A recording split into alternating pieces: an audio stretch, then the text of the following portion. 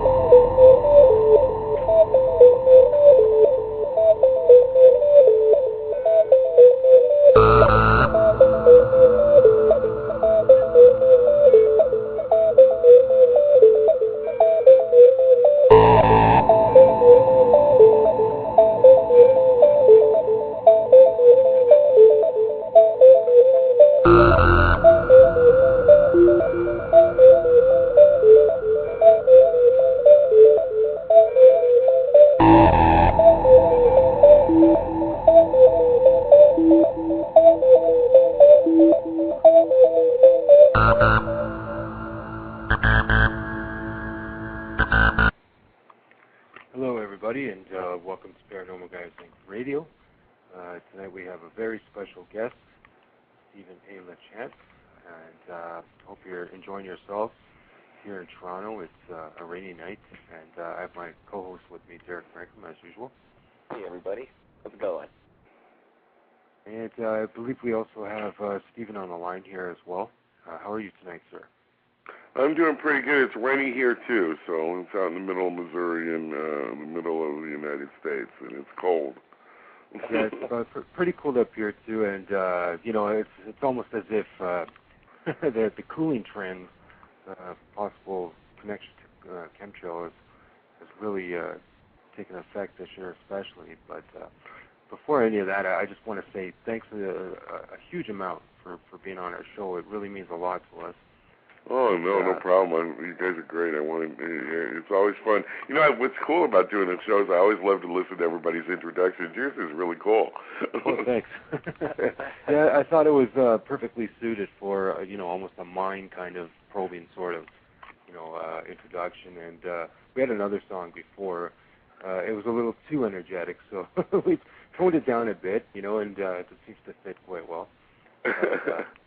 I want to invite everyone in the chat room. I posted your website. If they haven't had a chance to go check it out, please do so. It will have full bio information and links and whatnot to all your merchandise, books, and movies, which we'll go into detail later on. I want to take people back, though. For those who don't know who you are, can you tell us how this all began for you? Sure. I used to be a skeptic. Believe it or not, I used to be one of those guys that didn't believe in any of this until I moved into a house in, it was May 18th of 2001 with my 3 kids, and it was the town haunted house it turned out to be. After we moved in, shortly after we moved in, things started happening. I'm going to capsulize this just really quick, guys, so we can cover a lot of stuff tonight. It sounds like you want to cover a lot of area, so I'll make it short. After we moved in, things started happening. I would come home from work and the lights would be on, all of the lights on in the house.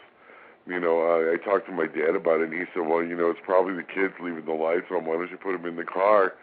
and to make sure make sure all the lights are off. And he goes, and I bet when you come home, all the lights will be off in the house. So I did that. I put him in the car, and I went through the house and turned off all the lights. And then that night when I came home, all the lights in the house were on again. So kind of thought maybe I had someone in the house. I called the landlord and asked them if they'd been in there, and they told me they hadn't. And shortly after that, my son started seeing things. The first thing he saw was I sent him into the house for a garden hose down in the basement, and I heard him screaming from the basement, and I found him in the middle of the kitchen floor just shaking and white, and he told me something had chased him upstairs from the basement. And of course, like any dad, what you do is you tell your child, that it was the basement monster, they obviously, the boogeyman, right? That's what we're all taught to do, right? Well, that's what I did. I said, well, there was nothing down there. That's what I told him, and I went down and I checked it out. And I said, nothing there, buddy. But every time I would turn around, he would be screaming like that, telling me there was something after him, or, that he saw something. And I mean, this is not just typical. I mean, typical scare. He would be shaking and, just, on the verge of shock, white, and my daughter started seeing things too. And next thing I know, they're downstairs with me. They're all three of them sleeping in the same bed, and I'm thinking, my gosh, what am I doing wrong? Why do I got all three of them? And then I used to be a corporate trainer, so what we would do is we would play a game before I would go out of town. And this is important because there was one night that we were playing a game when they were getting it ready. It was Monopoly, and I was going to go out of town the next night, so all the television was off and everything. And I was sitting on the couch, and there was the family room, and I could see the kitchen door. And the kids are getting the game ready, and I look up into the kitchen doorway, and there stood a smoky black figure of a man. Right. I saw it, and at first when I saw it, I looked at it for a second, realized what I was looking at, and then I dropped my head and thought, well, when I look back up at this is going to be gone. It's, because it's something that it's against everything that you believe in. So of course it's going to be gone when you look back. It's not going to be there. So when I look back up, not only is it still there, but it moved into the family room, and it stood there for a moment, and it kind of dissipated and went away. And now I was faced with a whole other issue. So I stood up, and I decided, obviously that we were going to leave at that moment, and because I had to go wrap my head around it, try to figure out what we were going to do. I told the boys, let's go. They were kind of upset because they wanted to play a game. My daughter, she could see that I was a little bit shaken. My keys were on the coffee table in front of me. And as we left the house, it was an old house, you had to put the keys in the door as you turned outside, as you turned around.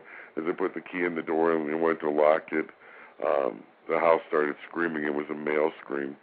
It was sounded torture, kind of like somebody being murdered. The kids heard it too, and we were on the run. And that's how it started, and it went on from there. And it ended up, the house ended up chasing us out, actually. And then I went back in 2004 as an investigator, so, to help someone. I wouldn't say as an investigator. I went back in to help someone, and it went on from there until the Dart House about killed me a couple times, I would say. But there you go. That's brief. That's brief because I know you guys want to cover a lot of area tonight. So no, that's great, and it really almost illuminates the fact that just a random person can really have a mind-opening experience and then just change them from there. Mm-hmm. Especially when it deals with your kids too. As you said, I'm also a father as well, and if my child was to ever say or experience those kinds of things, it would just blow me away. So I can completely understand what you I wonder if the apparition is still there, or if you ever found out what happened afterwards. Well, there's so much there. It's the whole area. It is, what it did absolutely do, and because we didn't have anywhere else to go. So what we did end up going back in and ended up locking the kids in the bedroom and wouldn't let me in to get to them. By the time I got into the house, I got into the bedroom to get to him. My daughter was in shock. I actually carried my daughter out of the house in shock. There's so much things that went on inside that house. in that area. The house was built on what they think was the slave quarters of an old Civil War captain.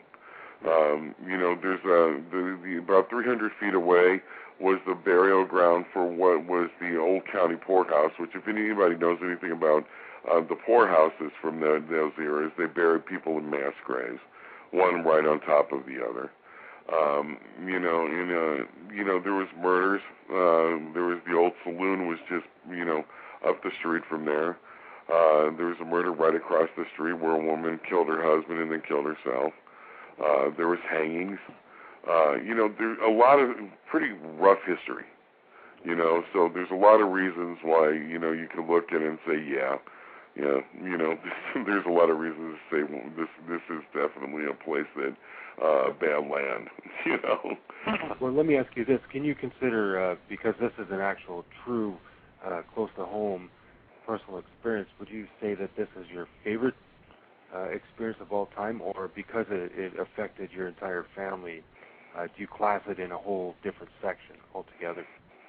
I classify it in a whole different section. A favorite experience. That word.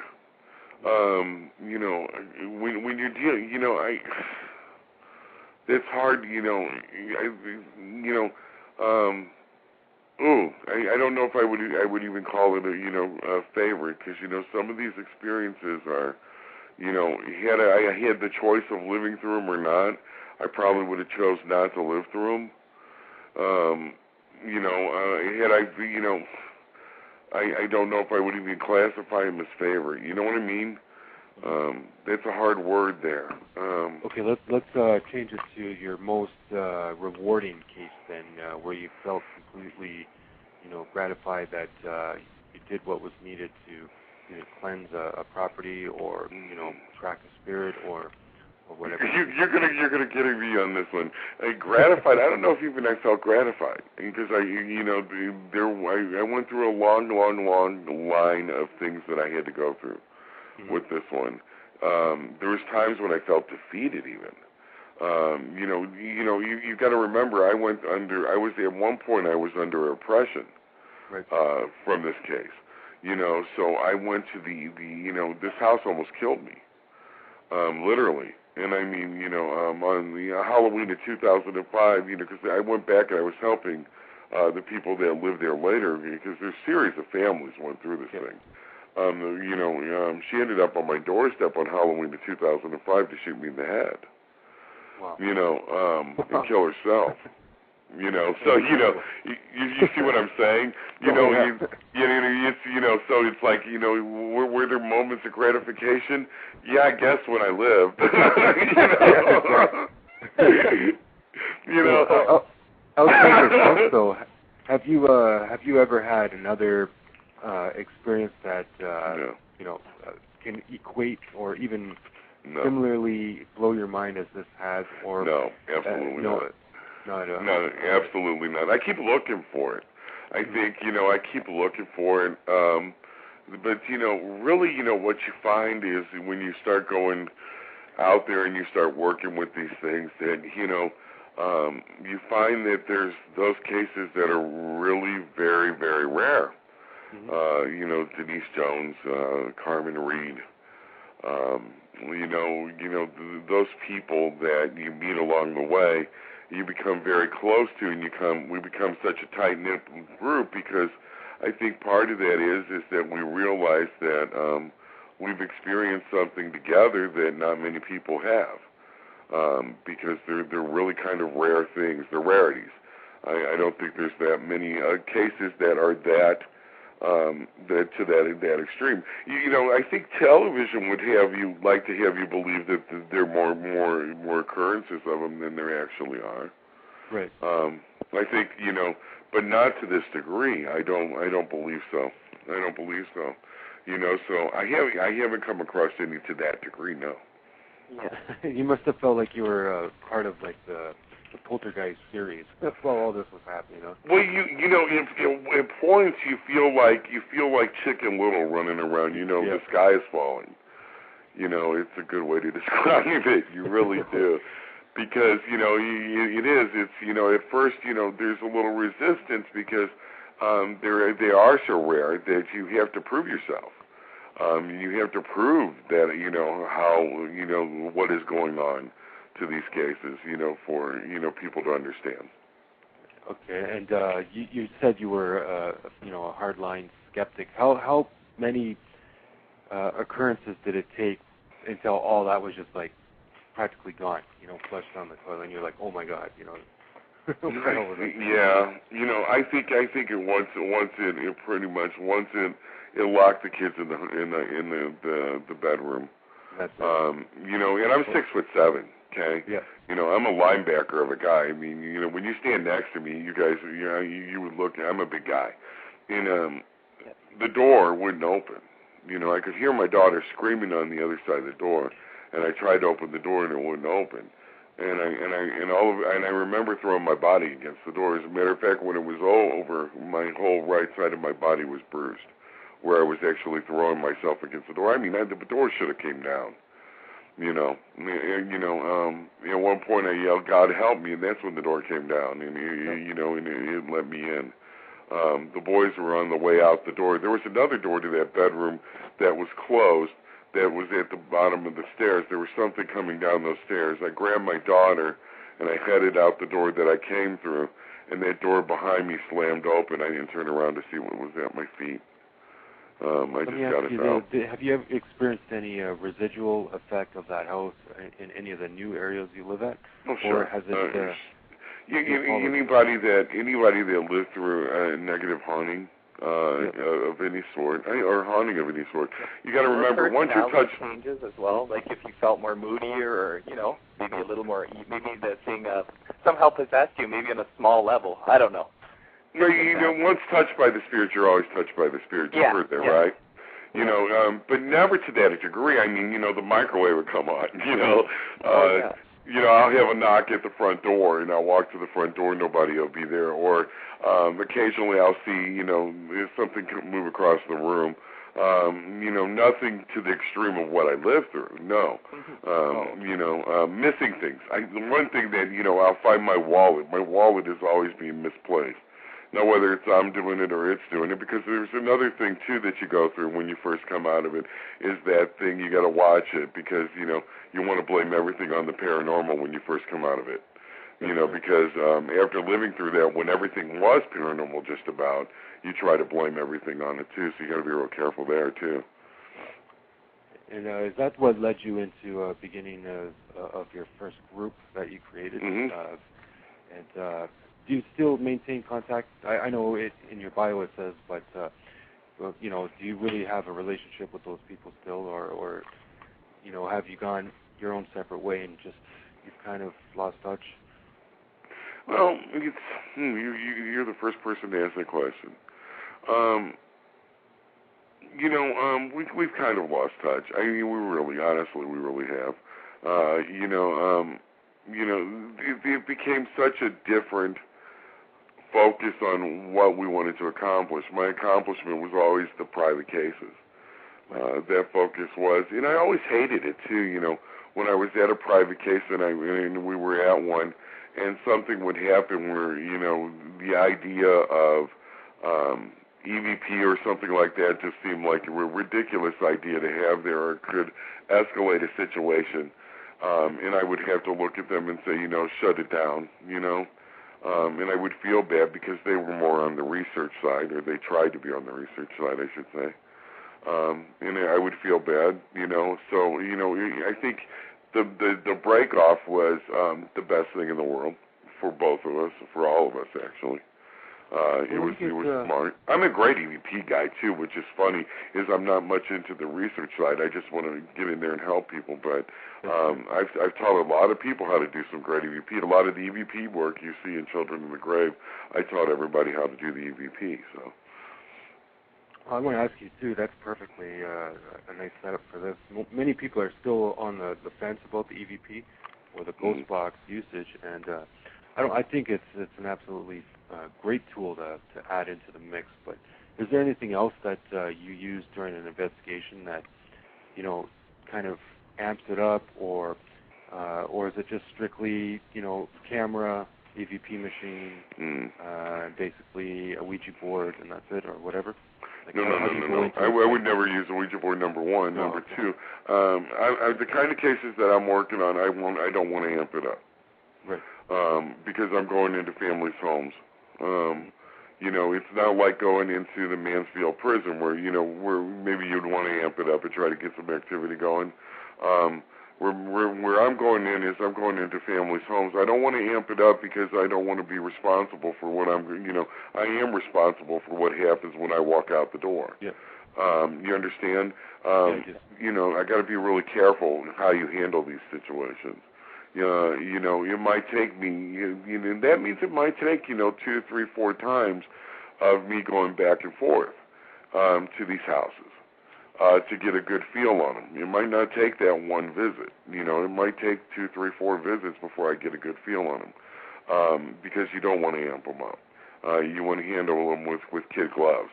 But a lot of times, you walk in and within the first, the interview portion of the, you pretty much know what's going on. It's, the help is always help though.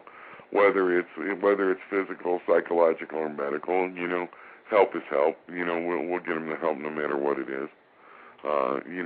Did you realize there's a medical condition where you can take medicine and the medicine causes dehydration, and dehydration can cause hallucination. Or being diabetic, I guess, as well. Absolutely. Like that. Low on blood sugar. Yeah. Okay, so here's the question.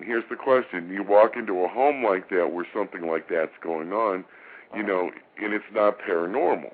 Well, these people have turned to you for help. Is it right to walk away from it because it's not paranormal?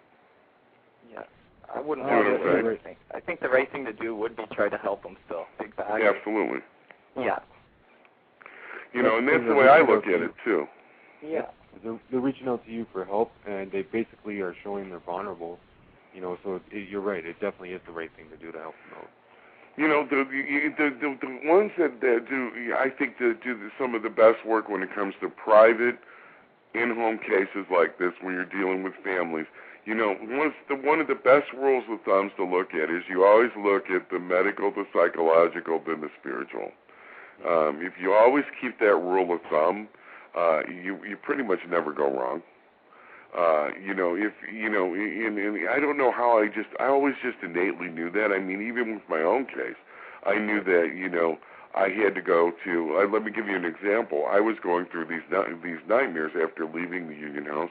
I would have the same nightmare 3 to 4 nights out of the week. So I went through a sleep study, okay?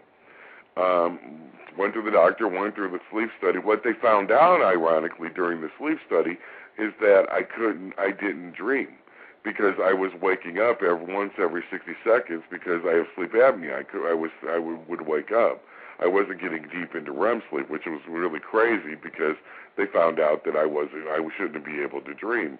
So what does that tell you? That I was dealing with a paranormal event. I just always innately knew that those things that you should do, you should rule out those things. Why not? Denise Jones, who is a good friend of mine, she always knew that too. With her son Michael, she always knew that she needed to make sure that there wasn't anything wrong, mentally or physically with her child. I always knew that too, and I don't see why people don't understand that, or investigators don't understand that, and don't take that route with their clients as well, because there's a whole lot of things could be that besides paranormal. And if you walk in a house and things are flying all over the place, well, you know for pretty much sure. But if you walk in and there's very limited activity and you're not seeing a whole lot, investigate further. And and if you have to go down those roads, go down them, because you could be help saving someone's life. There are tumors and such things as well. And sometimes people don't like it, but you make those suggestions. You need to. Well, let me ask you: is there any type of case that you wouldn't touch? Like if say you got a recommendation to go see something, and just by way of the way it's described, you're like, no way. What kind of case would that be where you wouldn't go near it? I had a case, and if Denise is in the chat room, she's laughing right now. My granddaughter was born in January, and there was a case that Denise was working in Indiana, and this case was, oh my gosh, this family was incredibly, and I'll let you, you guys can maybe have her on sometime, she'll tell you the whole story, but it was incredible. This thing was talking out loud. I mean, it wasn't EVPs, it was talking, and sometimes it was, it was using Denise's voice, and it would mock her. I mean, I've heard the tapes and stuff, it was incredible, but at that point, I felt too vulnerable, because my granddaughter just being born, because I know how these things play with the family, and I knew how strong this thing was and how they can attach to you, and how they'll put and how if they decide to come after you, they'll keep coming after you until you can get them off your back, and how hard that is. And I felt that with my granddaughter being born, it was a bad time. So I guess, it was the timing, it was the family timing more than the case timing. I don't think there's really too many cases that I would shy away from. Maybe something on the satanic side, I would probably stay away from. But other than that, nothing. It would probably be more of a timing of my family and what was going on with my family. Well, let me get your opinion on this. You did mention television aspect. What if they approached you and said, okay, here's what we're going to do. We got a platform for a program, except we're going to totally, make it almost glorified with a little bit of truth. Would you take that opportunity just to have your name out there, or would you turn it down and say, you know what, thanks but no thanks? I've been known to turn things down like that. Right. I have been before. I wouldn't. I don't. The thing is you would have seen a lot more of my story out there by now if I was ready to do that. It's I think there's a lot. I think there's a lot of. I think there's some things that should be shown out there right now, but to make it up, I don't think is doing us any justice. Right. And it's and it also, I think sometimes when it's made up, I think people know it. I think it shows. Yeah, it almost turns into like a wrestling sort of entertainment. Right, exactly. And it kind of hurts everyone that's involved, all the way around. It's not a good situation for one. And it hurts not only, you got to think about it, it not only hurts the people that are involved with it, they don't see it for what that is right at the moment, but far seeing down the line, it hurts the community as a whole. And what do you think of other paranormal genres? Do you investigate other forms, such as like UFO experiences, past life? I'm interested in a lot of that. Past life, I think UFOs. I'll read a lot about it. I've never really been out investigating. My friend Anita from Oklahoma, Anita Tallbull. We've been talking about going on a Bigfoot hunt down there because there's been numerous reportings down there. But what I do think about it, and one of the things I really think is going on, and we have to keep in mind, when you start talking about research, and when you start really talking about research, is to understand that all of these things there's a small thread that connects all these things together. And then when you start finding the answers to one of these things, it's going to domino effect, because there's a small thread that connects them all. I really do feel that. It's very hard for you just to focus on one of these things, because let's take alien abduction. Alien abduction. There's a lot of things about alien abduction that you can look at, and then you can look at demonic attack, and they kind of mirror each other in some ways. Very similar. That's right. I've also heard of people in certain cases they would recall seeing like a Sasquatch creature like on the craft, or in the craft on certain cases. So it really does make you wonder if it is tied in to some degree. you keep open minds, but, I think there's a small thread that puts all these things together, so you got to have an open mind where everything is considered. I don't know. I don't know if there is such a thing, but, I know as far as aliens go, I think it would be very arrogant of us to think that we're the only things out here in this big old universe. Don't you think so? Yeah, you're right. Excuse me, gentlemen. We have a caller that's calling in, and we're going to bring them in and see if they have a question for us. Hello, area code 860. Hello.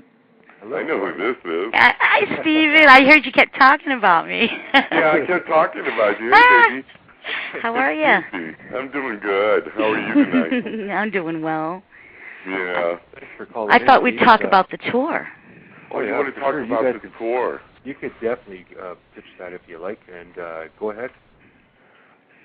Go ahead, Stephen. You memorized all the dates. I want to hear it this time. Oh, you want to hear the dates? Well, you want to tell me what it's about first, and I'll do the dates. You tell me what it's about, and I'll do the dates.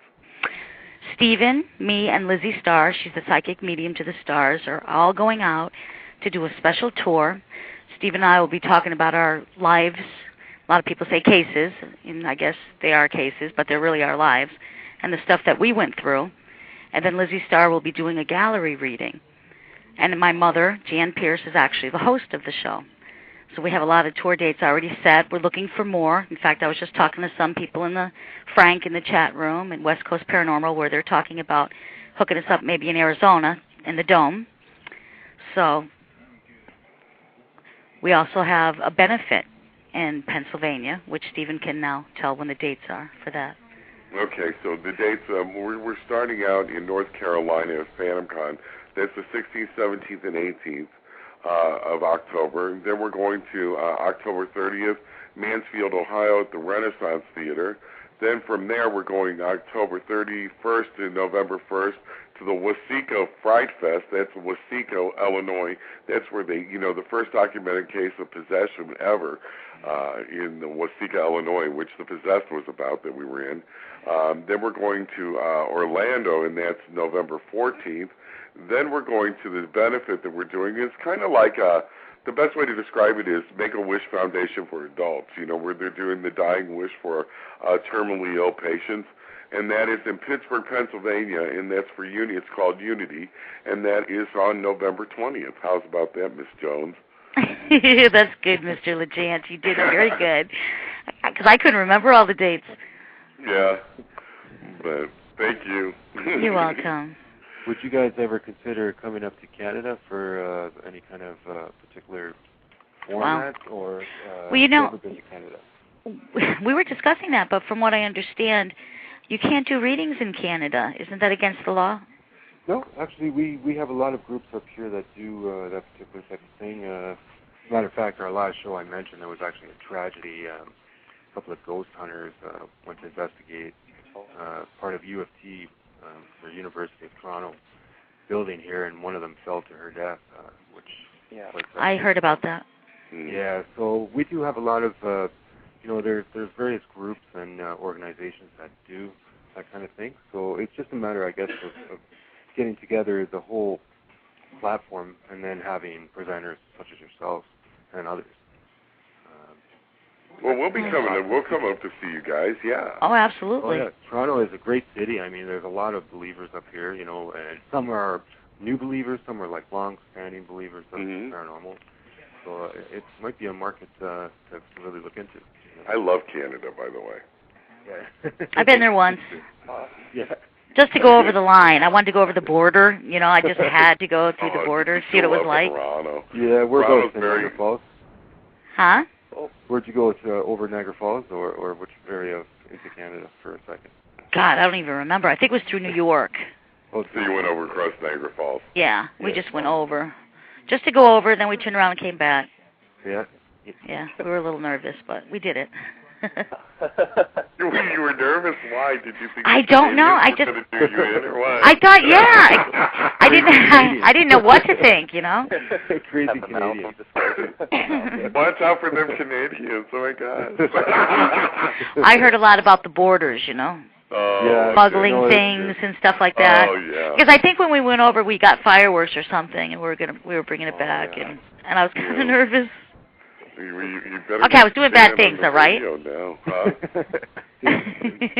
Anyway. Okay. Anyway, well, go back to your show, guys. I just thought I'd call in and say hello. I would love to do a show with you in the future, too, if you would like. I'll send you some info and some stickers. Okay, not a problem. Talk to you later, Stevie. All right, talk to you later. Okay, bye. Have a great night. Bye-bye. Isn't she great? Yeah, she is. She's afraid of I was like, what are you, afraid of the Canadians? No, I was afraid of the border.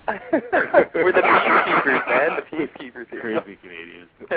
No, the borders, it's true, like even now more than ever, too, especially after 9/11, you know. Crossing borders are scary, and especially after 9/11. Yeah, it can be a little frightening, a little intimidating. It used to not be that way, but now it is. No. I remember even like 5 years ago, it wasn't as bad as now. Now I'm hearing things of people being turned down, just like visual turned down. They look at you, no, that's it, you're not going through. You know? But hopefully it'll get better in the future, with time and people's tensions, their levels start to drop, and we'll move on. But, hopefully we'll get back to exactly. If we can ever get past that, with the day that changed all of our lives. It sure did. Anyway, but well, let's go back to our topic here, and I wanted to get your opinion on if you feel, through your experience and your research, do you feel there's more good spirits out there or evil spirits? Because by the sounds of it, you seem to encounter quite a few not so nice ones. I think what you decide to do. I mean, the kind of work we do, that I do. I'm going to say that I do. Is kind of directed towards that, don't you think? Where you're gonna kind of come across more of a negative kind of sort of nature, or that sort of thing. But even at that, what I tend to find? I tend to find more sad, even more sad than negative. I think that's probably the majority of spirits that you find that are stuck, or if there is such a thing, and Elizabeth will tell you there is, they're more sad than I would say on the other sides of the spectrum. Is that sadness. Yeah. Think about your EVPs, guys. Well, right? Trying to communicate with someone and reaching out. Right. Think about those EVPs. How many? You get them. How many people get them to help me? That sort of thing. They're sad. Those are really sad. Yeah. Well, I guess it would be traumatic, especially if you don't understand why you're stuck in a place and you can't leave it. And we all have our theories on that, I think. Right. What do you think about them? Why spirits try to scare you? Do you think it's like a form of draining your energy in a sense? Because what is their real motive to actually, start being malevolent and scaring people? I always wondered, do they really have a hatred for people that much, or I don't know. Have you ever thought about that? Well, if we're talking demonic, demonic feeds on fear. Okay. When you're talking ghosts, I think we're talking about something totally different there. You're talking about just mean spirit. A mean spirit was a mean person in life. We carry on what we were in life, into death. I just wonder if there's an underlying reason as well to do with energy, because they do affect electrical. Well, in a demonic case, it's all fear-based. It's all fear-based. It's everything you fear is what it plays on. Especially, I noticed that in our case, especially, everything that we feared is what it wanted to give us. It wanted to build that fear, and I think that was because the more fear that we gave it, the more power we gave it. And I think that's the case in anything in life. Think about the victimizer, the abuser in life. The more fear that it can garner from you, the more power it has over you. It's no different. It's the same thing as the bully in the schoolyard. It's that same type of mentality, believe it or not. We've all been afraid of the bully in the schoolyard, right? Unless you were the bully in the schoolyard. No. But you know what I'm saying? He used that fear against you. It's the same thing the demonic does. It uses that fear against you. So I think you're right. I think there is something to it. Yeah, it's like a universal principle in a way. You're right. That was a good example about that. Makes sense. Mm-hmm. So how do you approach skeptics now that you've been in it for so long now and you've seen so much and been through so much? How do you convince them as a way that could have been done to you in the past? Well, the thing is it's easier to understand a skeptic because I once was a skeptic. Right. To look at a skeptic, is say, I understand you because I once was one. I once was like you. I remember I was doing a news broadcast, and I was talking to a very skeptical anchorman. And he said, he goes, I don't believe, he goes, what did you say if I told you I didn't believe this? And I said, that's fine. I was once like you, but, the first time you have your experience, I'm probably going to be the guy you're going to be calling. Which is a good, healthy way to look at it. I don't hold anything against skeptics. I like skeptics. I think, the skeptics are out there, and I think there's a good place for them, and they keep us grounded. I think there's always going to be that good place for that. But, a lot of the time, I think, a lot of the skeptical view comes from just not experiencing things on their own yet. So, that's the way I look at it because it's from personal experience. That's the way I learned. So, I have nothing against them. That's, why get all upset because someone tells me, I don't know if I believe what happened to you. Well, they didn't have it happen to them. How can I hold that against them? I'm not going to. That's counter-defeatist to everything else. Why do that? It's almost a waste of your energy to try to convince them otherwise. Well, yeah, it is. You can talk to your blue in the face, Yeah, exactly. And this is the truth, too. I always hate this when I see the mission statements from ghost groups, and I believe me, guys, there's a lot of good ghost groups out there, and I love you. I really do. But when you put this on your mission statements, I'm the first person that's out there laughing a little bit because it says to prove the existence of the paranormal, and I feel sorry for you because you're never going to make it happen. Because there's always going to be Joe Skeptic out there. You could put a ghost in the middle of the room, and he's going to try to figure out how you made it happen, whether you did it with smoke and lights and mirrors. You're never going to prove the existence of the paranormal or ghosts. Sorry. You're never going to do it. And, the thing is you put that as your mission statement, and I'm like, wow, you're putting something out there that you're never going to be able to accomplish. Why don't you find something that you're going to accomplish? That seems to me to be a healthier thing to do. Is that why you felt it was necessary to write your first book? And let me ask you, as a person out there who is aspiring to write a book, what steps did you take to actually get that done? I wasn't going to write it, actually, at first. When Fear House came out on the Discovery Channel, they only had 40 minutes to tell the story. So they just scratched the surface, really. They didn't tell hardly anything. And so I had all and I was counting on them to tell a lot more. And Christopher Booth, from the Booth Brothers, Christopher was like, Stephen, you really ought to write this. You ought to write your story and tell it. He goes, there's so much that they didn't tell that you need to write it. And I was really at that point kind of going, I don't know. So I sat down and I started writing it. I kind of locked myself down in a way. And 2 months later, I came out with a book. And then I sent it to an editor, and Laura Helbig, that's my editor, on that book. And she edited it, and then we took it to 3 publishers, and on the 3rd publisher, they published it. It doesn't work that way for everybody. No, I was lucky, right place at the right time. And do you feel that each book and each movie you put out there, it's almost like, rings on the interior of a tree that it just builds and builds and builds? Or do you feel that there will be a point where you just don't have anything else to say, and you'll just leave it alone. If I ever got anything else to say, when I ever get to the point where I don't have anything else that I feel that's worthy to say, I'll shut up. Because because that's one thing you can count on me. We're on Blog Talk, right? Yeah. Okay, that's one thing you can count on me is that I'm not going to shovel bullshit your way. When I'm to the point where I don't have anything else that I have to say that's worthwhile, I'll shut up. Because I'm a big believer and a big hater of bullshit.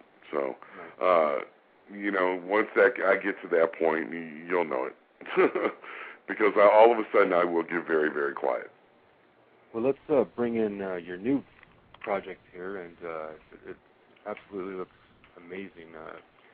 What was the intended goal? Like, do you want to bring in all forms of viewership, or is it specifically driven towards one group in your mind?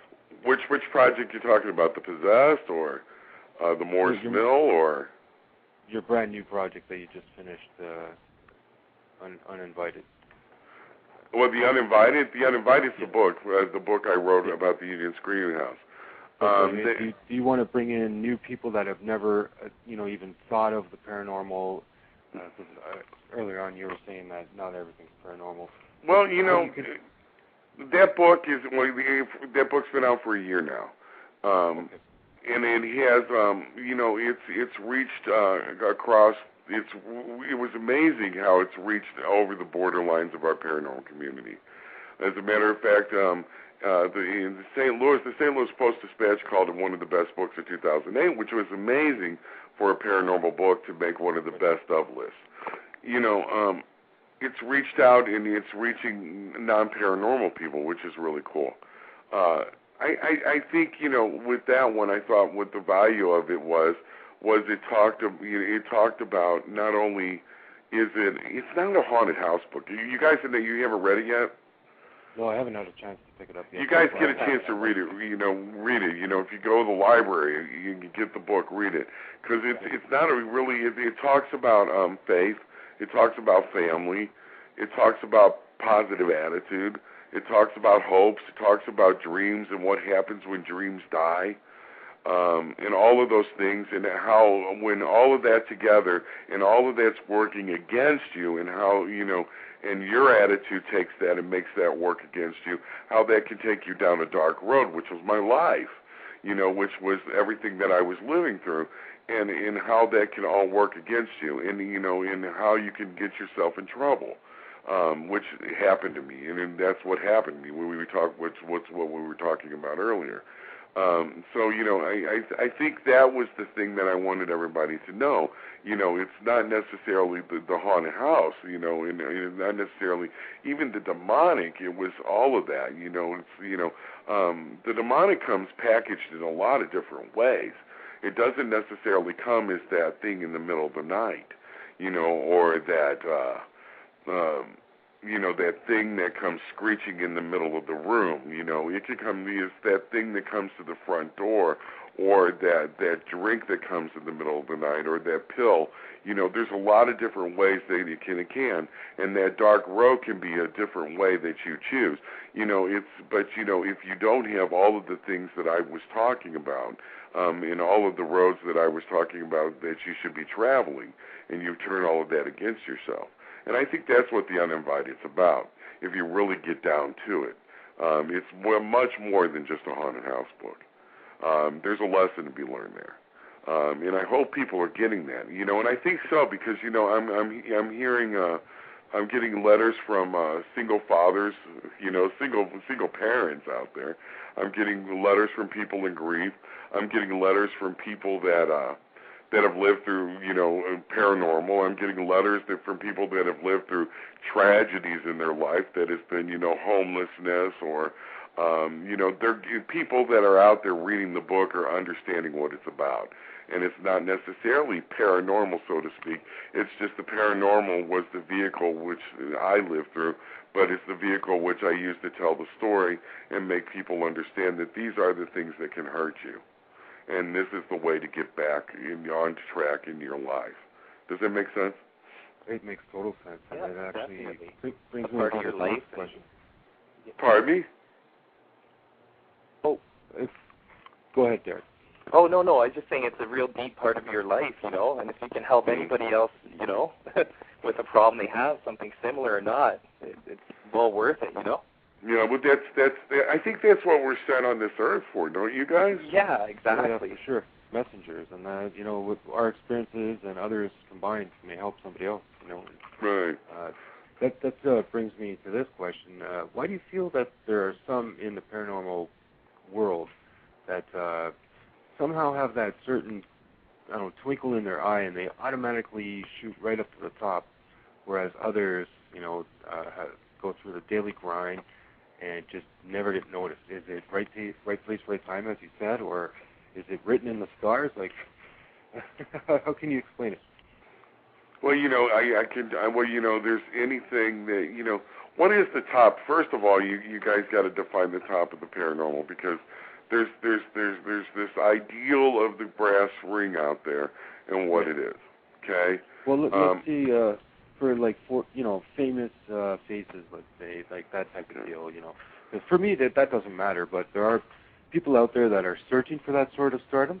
Yeah. And is it more or less, you know, the Hollywood push, or is it just the right place at the right time in your opinion? Just right place at the right time, like anything else is. You know, you know, or you did the right thing at the right time, or I think, you know, there's a whole lot of things that deal with it. I think that play into it. You know, it really is no certain formula for it.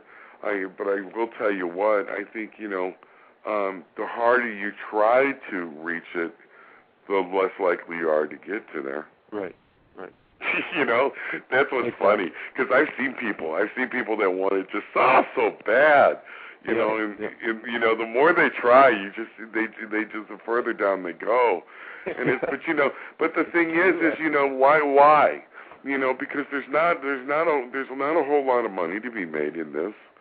I mean, unless you're Jason and Grant, you know, and Jason and Grant, you know, they've done us a great service with Ghost Hunters. I think Ghost Hunters did a great job of bringing recognition to the paranormal. You know, but you know, there's not a whole lot of other than that. I think they were the paramount of paranormal celebrity. You know, I don't think there's ever going to be anybody that's going to reach the zenith of Jason and Grant. I think that was it. It's over with. Maybe in another 100 years it might happen again. Maybe, I don't know. You know, so why? You know, is it a peer thing?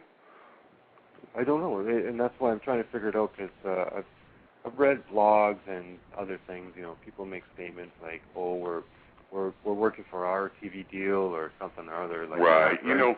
But the thing is, it's a joke. It's a joke. But you know, but the thing is, you know, what I've always, when I had a group, I even told them this.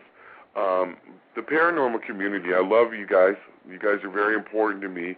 I love talking to you, but you were never the community that I was trying to reach, because to reach you was like preaching to the choir. You know, the people that I really wanted to reach was the people, the average Joe. The guy that out there that may have something happen to him he didn't understand. The guy out there that, you know, was interested but didn't know how to go about getting his questions answered. You know what I'm saying? Because all of us paranormal types, you know, to just talk to us is just like it is. It's preaching to the choir. Right. You know, we should be reaching outward. Is what I'm trying to say. Yeah, exactly. You know, to dabble in new areas that haven't been dabbled in, you know, and I totally agree with you. And it's a great point. Where would you like to see your direction go? And let's talk about the projects that are upcoming for you, you know, in the next little while. I'm just grateful, you know. I'm grateful for the projects that have been going so well. And the writing has been going well. I got the next book that you'll be seeing is called Crazy, and that goes to the publisher. I have to have that there by January. I've been working on that. I've been, you know, I'm happy that I could go out and I could travel this year and get to see people with the Survivor Tour and get to go out and do some charity work. That's really cool. The movie work, last year I shot it, the Morris Mill Project. I got to do that. I got to direct it, by the way, which was kind of fun. I've worked with the Booth Brothers. But, last year with Morris Mill, the whole point of that was I went and talked to different people, and everybody was telling me they were saving their evidence because they were waiting for a TV show. You guys have heard it. They're not sharing, nobody's sharing anything, and it bothered me. And everybody was waiting for a TV show or movie, which was just what you were alluding to just a minute ago. So, and I told, and I was telling everybody, well, the Booth Brothers are only going to make, so many movies, and they can only do it with so many people. I was very fortunate that I got to work with the Booth Brothers. Great guys, wonderful. I got to meet them. I got to work with them. But not everybody else is going to get that opportunity, and there's only going to be so many TV shows done out there. So, so where does that leave it? So what I was telling everybody is pick up a camera and make your own movie. And everybody was going to be, everybody was, the reaction was, we can't make our own movie. And I'm like, well, why not? You just get up off your butt and you do it. So I picked, that's what I did is I got up off my butt and I made my own movie. I directed it. Jackie Carpenter produced it. I had a guy that filmed it, and we made our own movie. Basically, that's what the Morris Mill Project is. It's a pretty darn good movie if you see it. It was to prove to the paranormal community that yes, you can. Yes, you can. And not only did we make the movie, the proceeds from the sale of the movie goes to preserve this haunted location, which is the Morris Mill Hotel. So not only is it sharing our evidence with everybody, but it was also giving back to the community. What better way? So it's like, yeah, so it's not only made the point, but it gave back to the community. Isn't that cool? Exactly. Nothing to proud about there. It's really good. But that's the thing that I'd like to see is I'd like to keep making those points, that you can do these things. You can do these things on your own. Don't sit there and wait for somebody to do it for you. Just get up and do it. I wrote a book. I got it published. I didn't wait for somebody to hold my hand and take me on the ride to do it. It's like none of this stuff happened because I waited for somebody to do it for me. If the day comes when none of it's happening, I will still do this stuff on my own. And if somebody wants to see it, fine. And if nobody wants to see it, fine. I do it because I love to do it. It's fun. That's the point, I think. Yeah, and not only that, once you finish something, it's always going to be out there. Even if you're the only one that's ever read it or watched it or whatever. Yeah. At least you've accomplished that. So. At least you accomplished it. Yeah. Yeah, exactly. You put your mind to it and you got it done. And that's the thing I live by. And one thing I've also noticed too is there's quite an isolation factor through a lot of the groups. They won't expand outside their own little niche, and work with other people or this and that. And I think that has to stop too, in my opinion. That's why a lot of our things that we post and whatever, we're trying to actually help promote other people. And I think that's a way to really get this field into the next level as well. Is a little unity, a little more unity. I love the unity thing. And the thing is I got to tell you, then you get some of these people that are out there making the films and stuff, and then the egos happen.